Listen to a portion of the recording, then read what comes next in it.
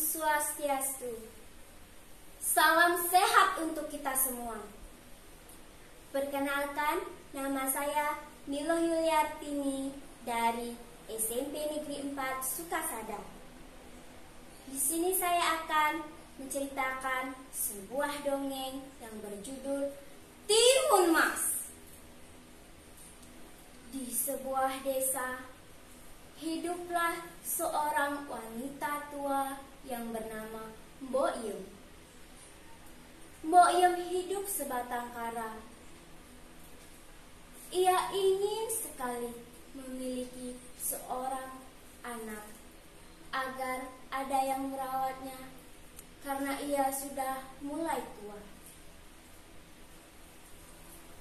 Tetapi itu sangat mustahil karena ia tidak memiliki suami.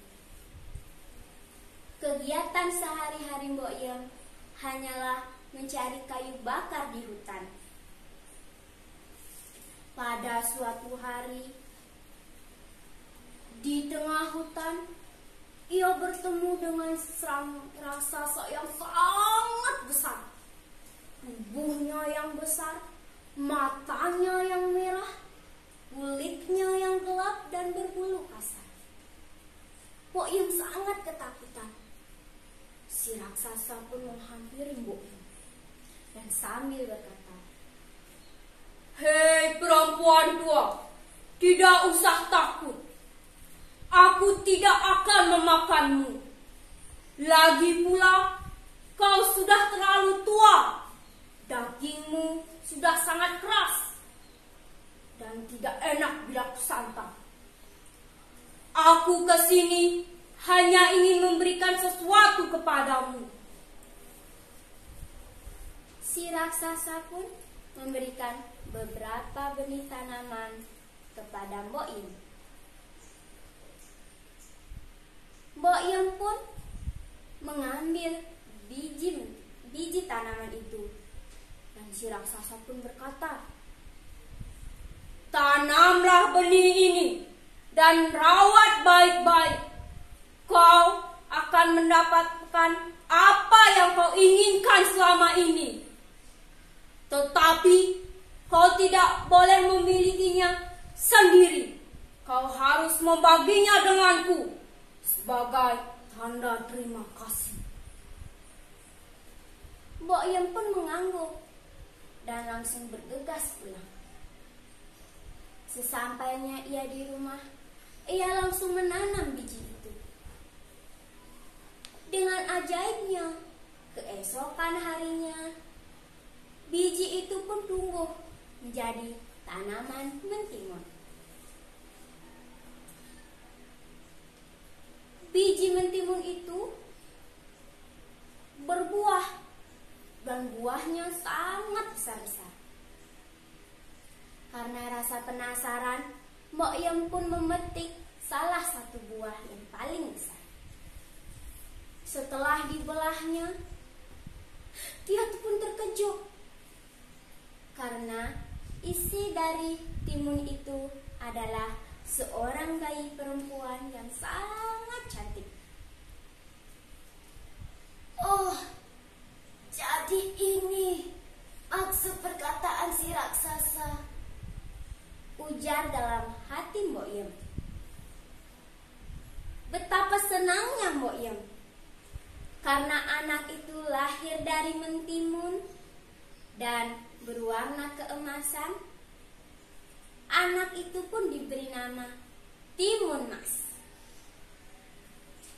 Keesokan harinya, di tengah hutan, ia bertemu kembali dengan si raksasa.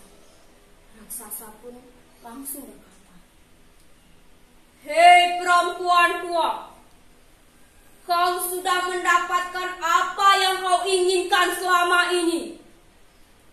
Sesuai dengan janjimu, kau harus membaginya denganku." Mbok Yem bingung dan langsung bertanya, "Bagaimana cara membagi bayi perempuan?"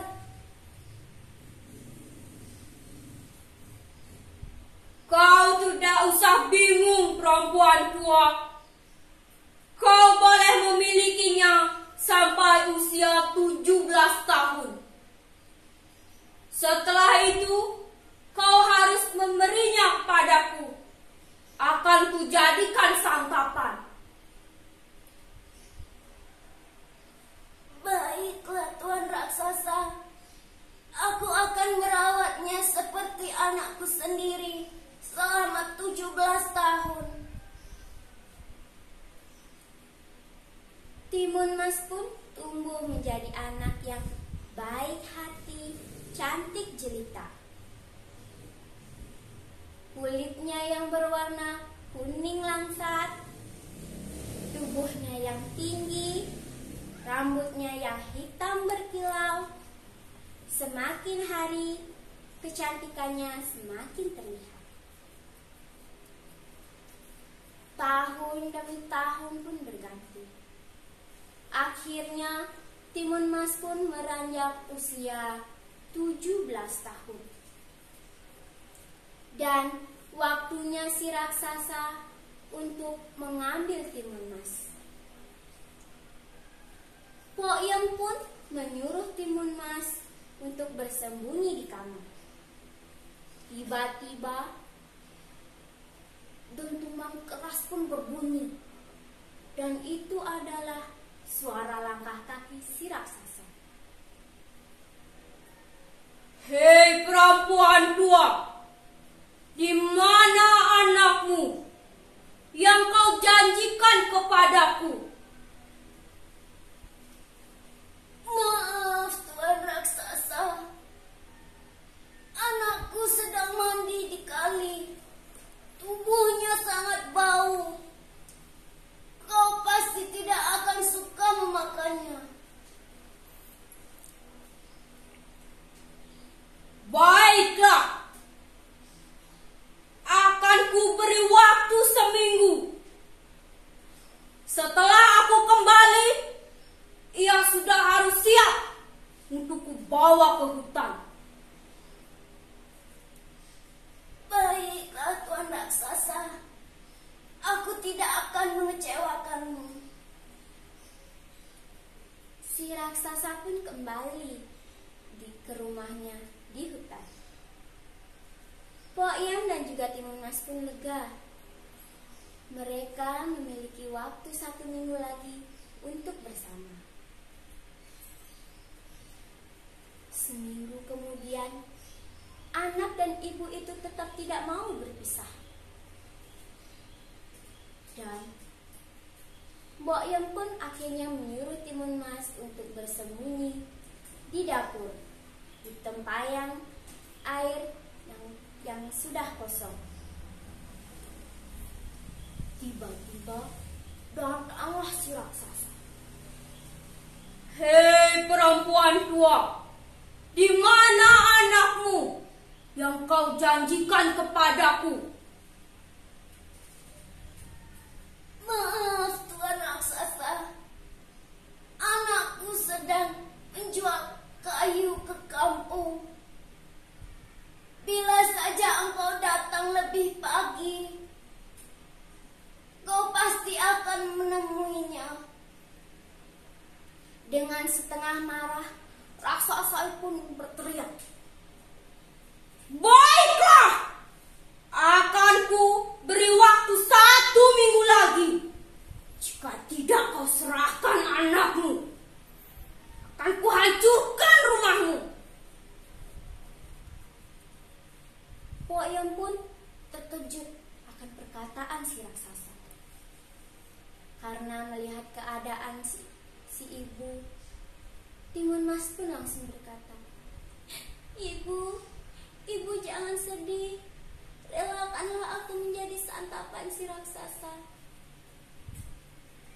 Tidak, anakku. Kau tidak boleh menjadi santapan si raksasa. Ibu akan melakukan apapun demi menyelamatkanmu, anakku. Akhirnya, si Mbok Yem pun pergi ke gunung dan mencari kakek sakti. Kakek sakti itu memberikan 4 kantung yang berisi benih mentimun, sebuah duri, sebutir garam, dan sepotong terasi.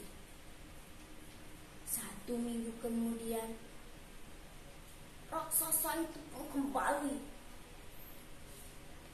Raksasa itu tidak bisa menahan emosinya dan menghentak-hentakkan kakinya ke tanah. Hei perempuan tua, di mana anakmu? Jika tidak kau serahkan, akan kuhancurkan rumahmu beserta dirimu. Maaf Tuan Raksasa, anakku sudah ke hutan. Kembalilah engkau ke rumahmu. Ia sudah ada di sana, tuanku. Timun Mas pun berlari melewati pintu belakang rumah. Saat dia berlari, si raksasa pun melihatnya dan langsung mengejarnya. Meski panik, Timun Mas pun tetap mengingat apa perkataan ibunya. Timun Mas pun langsung melempar sebenih mentimun. Akan kulemparkan benih mentimun ini. Benih mentimun itu pun tumbuh menjadi ladang mentimun yang berbuah besar-besar.